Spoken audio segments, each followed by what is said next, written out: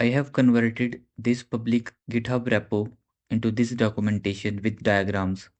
I can also talk to this documentation, and I just did it in couple of seconds in just one click. In this video, I will be showing you how you can also convert any public repo into documentation which you can talk to. So first, you need to search CodeWiki on Google Chrome. Open the first link and this website will show up. Just copy the URL of public repo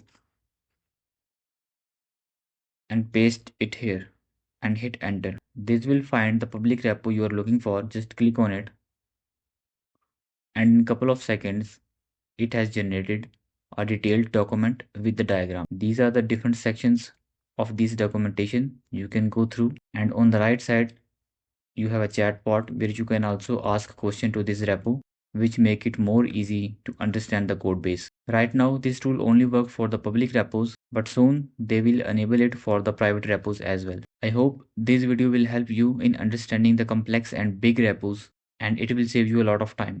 Thanks for watching.